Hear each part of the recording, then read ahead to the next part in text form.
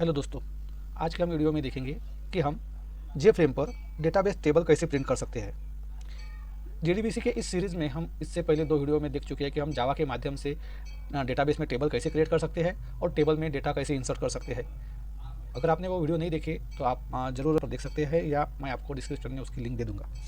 इस वीडियो में हम जे फ्रेम पर डेटाबेस का टेबल कैसे प्रिंट कर सकते हैं ये देखेंगे। तो चलो इसके लिए सबसे पहले हम एक नया क्लास बना लेते हैं जिसको हम नाम दे देते हैं डिस्प्ले टेबल, और इसके साथ ही हम एक्सटेंड कर लेते हैं जे फ्रेम को। और सबसे पहले हम बनाते हैं मेन मेथड, इसके साथ ही हम जनरेट करते हैं कंस्ट्रक्टर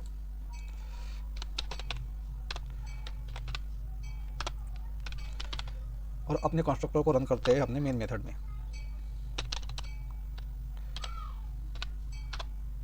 इस तरह से हमारा प्रोजेक्ट अब शुरू हो गया है। लेकिन सबसे पहले हम क्या करते हैं, एक डेटाबेस क्रिएट करते हैं, उसमें हम एक टेबल बनाते हैं और उसमें कुछ वैल्यू रखते हैं ताकि हम अपने जे फ्रेम पर उस टेबल को शो कर सकें। तो इसके लिए हम चलते हैं अपने वर्क बेंच पर और यहाँ पर हम एक डेटाबेस क्रिएट कर लेते हैं। तो यहाँ पर मैं एक डेटाबेस क्रिएट कर लेता हूँ, इसको नाम ही देंगे डिस्प्ले टेबल, और ये डेटाबेस हम यहाँ क्रिएट कर लेंगे। हमारा डेटाबेस क्रिएट हो गया है। चलो इसमें हम एक टेबल बनाते हैं। सबसे पहले हम इसे यूज़ करना होगा, तो हम यूज़ ले लेते हैं, यूज़ डिस्प्ले टेबल करते हैं। और हम अब हमारा ये डेटाबेस एक्टिव हो गया है। हम इसमें एक टेबल बनाते हैं। टेबल बनाने के लिए दोस्तों हमें लिखना पड़ता है क्रिएट टेबल, इसको नाम देते हैं हम यूज़र्स, और इसमें हमें इस तरह की वैल्यू चाहिए वो लिख लेते हैं। सबसे पहले हम आईडी चाहिए जो इन टाइप का डेटा होगी, साथ ही हम इसे ऑटो इंक्रीमेंट करेंगे और इसे प्राइमरी की भी रखेंगे इस तरह से।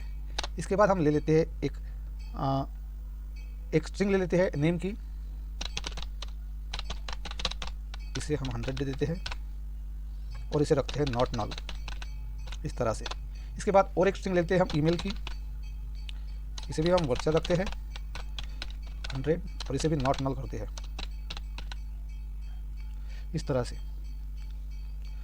चलो इसे हम क्रिएट कर लेते हैं। इस तरह से हम हमारा टेबल क्रिएट करते हैं। ये वैल्यू आईडी, नेम और ईमेल, ये वैल्यू हम अपने टेबल में रखते हैं और अपने टेबल को क्रिएट करते हैं।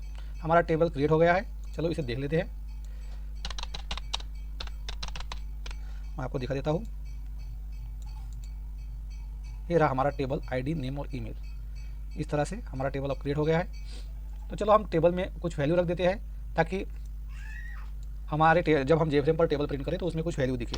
तो हम इंसर्ट क्वेरी का यूज़ करते हैं, इंसर्ट इनटू यूज़र्स, और इसमें हम आईडी तो नहीं दे रहे क्योंकि आईडी हमारा ऑटो इंक्रीमेंट है, तो वो ऑटोमेटिकली बढ़ेगा, इसलिए हम इसमें सिर्फ 2 वैल्यू देते हैं, नेम और एक ईमेल।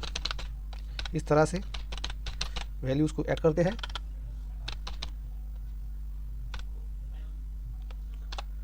और यहाँ पे हम वैल्यू दे देते हैं। सबसे पहले हम नेम दे देते हैं, हमारी स्ट्रिंग है, और दूसरी वैल्यू दे देते हैं हम ईमेल, वो भी हमारी स्ट्रिंग है।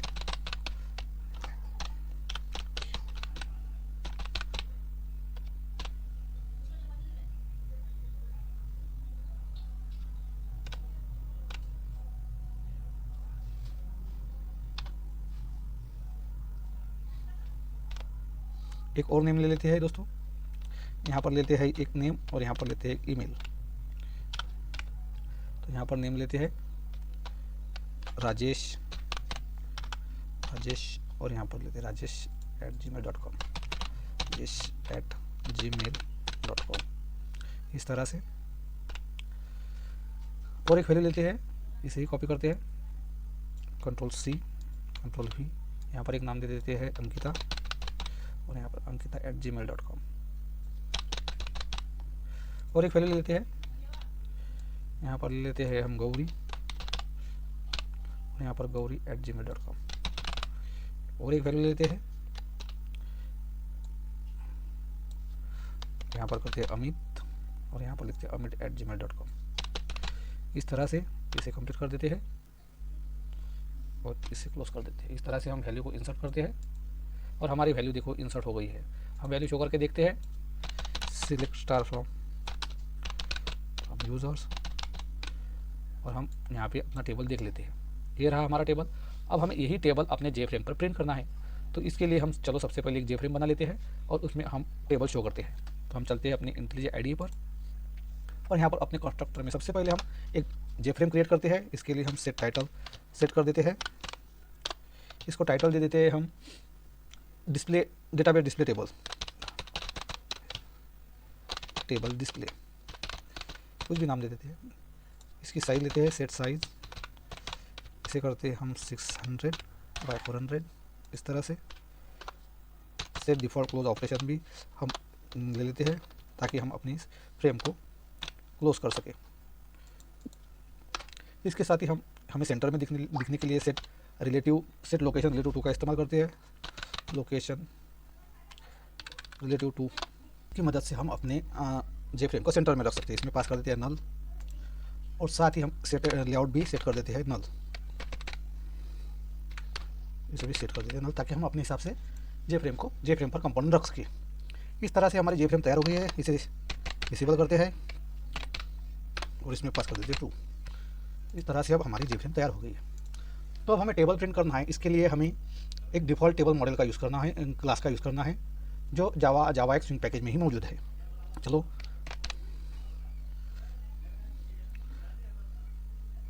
डिफ़ॉल्ट टेबल मॉडल का हम यूज़ करते हैं। इसका एक ऑब्जेक्ट बना देते हैं मॉडल नाम से।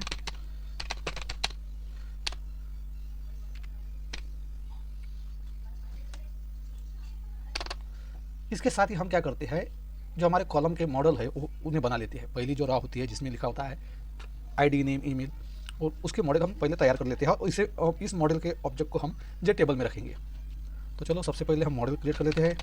मॉडल डॉट एड कॉलम में हम पहला हमारा है आईडी, दूसरा है मॉडल डॉट एड कॉलम हमारा दूसरा है name, model dot ed column तीसरा है हमारा ईमेल। इस तरह से हमने लिख लिया है, और अब इस मॉडल को हम जे टेबल में रखते हैं। जे टेबल को हम एक ऑब्जेक्ट बना लेते हैं टेबल नाम से, और न्यू जे टेबल में हम पास कर देते हैं इस मॉडल को। इस तरह से हमारा टेबल बन, लेकिन हमारा टेबल हमें जे स्क्रॉल पेन इसमें रखना है ताकि हमारा टेबल स्क्रॉल हो। इसके लिए हम क्या करते हैं, जे स्क्रॉल पेन का यूज़ करते हैं। इसका एक ऑब्जेक्ट बना लेते हैं पेन नाम से, और इसमें हम पास कर देते हैं टेबल। इस तरह से अब इसे हम सेट बाउंड करेंगे, पेन डॉट सेट बाउंस करेंगे हम इसे, और इसे हम रख देते हैं 30 x 30, y इसका 40 रहेगा ऊपर से, और इसकी विड्थ दे देते हैं 500 और हाइट दे देते हैं 200। इस तरह से हम इसे सेट कर लेते हैं और इसे जे फ्रेम पर ऐड कर देते हैं। इस तरह से हमारा जे स्क्रॉल पेन ऐड हो गया है। अब हमें क्या करना है, हमें डेटाबेस का कनेक्शन बनाना है। डेटाबेस का कनेक्शन बनाने के लिए आपको पता है कि हम पहले अपने डेटाबेस के URL यूज़र नेम और पासवर्ड की स्ट्रिंग बनाते हैं, स्ट्रिंग वेरिएबल, और वो हम ड्राइवर मैनेजर के गेट कनेक्शन में पास करते हैं।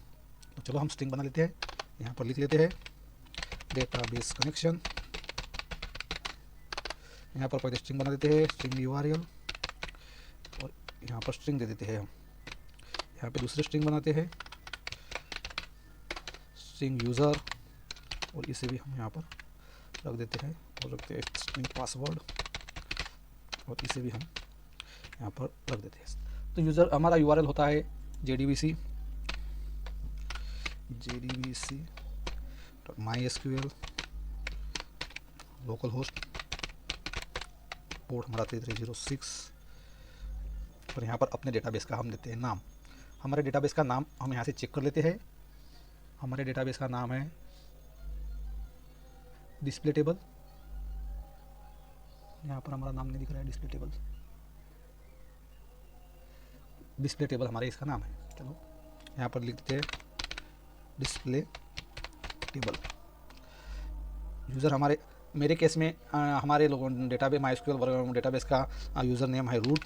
आपके बेस में अलग हो सकता है, तो आप वो वहाँ पर डालिए। और मेरा पासवर्ड है, आपके केस में पासवर्ड दूसरा हो सकता है, तो आप उस पासवर्ड को डालिए, पासवर्ड। तो चलिए हम कनेक्शन क्लास की मदद से हम डेटाबेस को क्रिएट करते हैं। यहाँ पे इंपोर्ट कर लेते हैं हम कनेक्शन क्लास को। तो हम इसके लिए लिखते हैं कनेक्शन, इसका एक ऑब्जेक्ट बना लेते हैं कौन नाम से इज इक्वल टू, हमें इस क्लास को इंपोर्ट करना पड़ेगा जो हमारा है जावा एसक्यूएल पैकेज में। इंपोर्ट कर लेते हैं, ये हमारा जावा एसक्यूएल कनेक्शन इंपोर्ट हो गया है। कनेक्शन कौन is equal to driver manager dot get connection में हम पास कर देते हैं यूआरएल, यूज़र और पासवर्ड। इस तरह से हमने कनेक्शन बना लिया है। ड्राइवर मैनेजर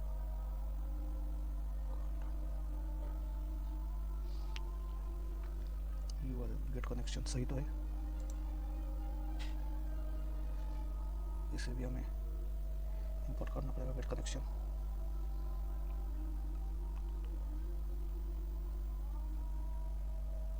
एक मिनट में देख लेता हूँ, हम इसे ही स्टार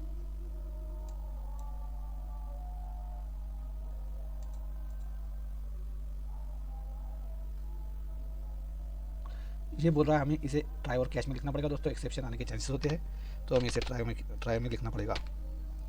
यहाँ पर हम ट्राई कैच लिखते हैं, ये ज़रूरी है दोस्तों। हमारे आईडी हमें ये बताती है एक्सेप्शन हैंडल करने के लिए, एक्सेप्शन ई लिख लेते हैं और यहाँ पर हम देते हैं ई डॉट इंस्ट्रक्ट्रेस। इस तरह से अब हमारा एरर चला गया है। हमें कनेक्शन बनाना है ट्राई और कैच में, एक्सेप्शन आने के चांसेस होते हैं, इसलिए हमें ट्राई और कैच में लिखना ज़रूरी होता है। इस तरह से हमारा कनेक्शन का ऑब्जेक्ट तैयार हो गया है। चलो हम एक स्ट्रिंग बना देते हैं जिसके जो हमारी डेटाबेस क्वेरी होगी, जो डेटाबेस ऑपरेशन परफॉर्म करेंगी। इसे हम स्ट्रिंग का एक वेरिएबल बनाते हैं क्वेरी नाम से और इसमें वो ऑपरेशन परफॉर्म कर देते हैं सिलेक्ट स्टार फ्रॉम यूज़र्स। ये क्वेरी हम पास कर देते हैं और इसे हमें इस क्वेरी को हमें पास करना है cone dot prefer statement method में। इसके लिए हम प्रेपर स्टेटमेंट का एक ऑब्जेक्ट बना देते हैं, प्रेपर स्टेटमेंट का हम एक ऑब्जेक्ट बना लेते हैं PSTM नाम से और इसे जोड़ते हैं अपने कॉन डॉट प्रेपर स्टेटमेंट, यहाँ पर पास कर देते हैं क्वेरी इस तरह से।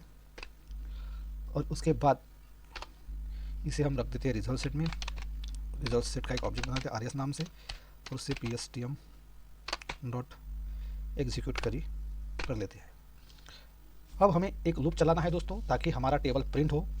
तो इसके लिए हम क्या करते हैं, व्हाइल लूप का इस्तेमाल करते हैं। व्हाइल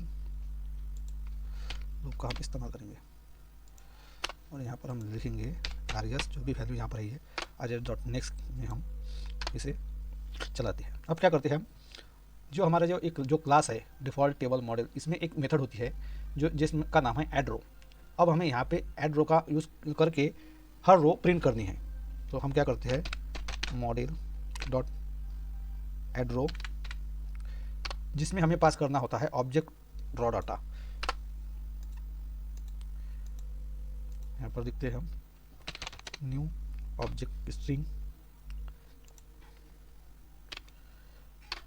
और यहाँ पे हमें ये पास करना होता है इसका न्यू ऑब्जेक्ट एरे का यूज़ करना होता है, क्योंकि ये न्यू ऑब्जेक्ट एरे के साथ ही हम इसे इंपोर्ट कर सकते हैं, क्योंकि ये रिटर्न करती है न्यू ऑब्जेक्ट एरे को, आप देख सकते हैं।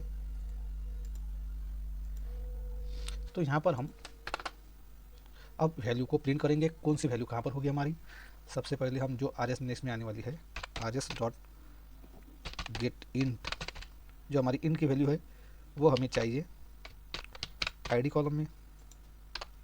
RS डॉट गेट स्ट्रिंग की वैल्यू है, पहली वैल्यू वो हमें चाहिए नेम कॉलम में।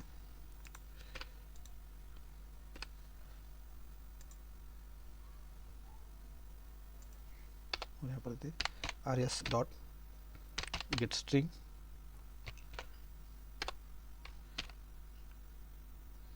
ईमेल कॉलम में, इस तरह से।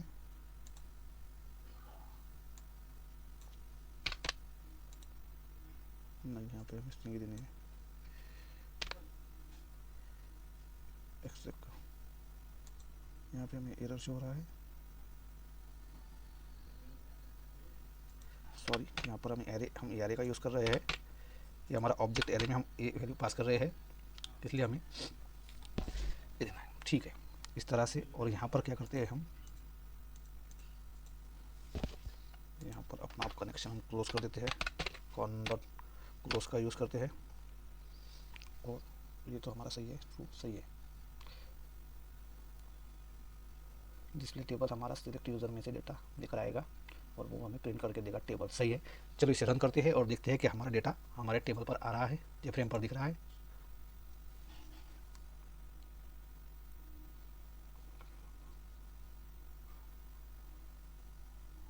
देखिए दोस्तों, हमारे डाटाबेस टेबल डिस्प्ले इस जे फ्रेम पर ये टेबल हमें दिख रहा है, सही से दिख रहा है। हम इसे स्क्रॉल, अगर हमारा डाटा ज़्यादा है तो हम इसे स्क्रॉल कर सकते हैं इस तरह से हम। चलो हम डेटाबेस में इस वैल्यू को 2-3 बार प्रिंट करते हैं, इंसर्ट कर लेते हैं और फिर देखते हैं। या फिर हम इस फ्रेम को छोटा कर लेते हैं, इसकी हाइट को कम कर लेते हैं, यहाँ से 100 कर देते हैं, फिर रन करते हैं, देखते हैं।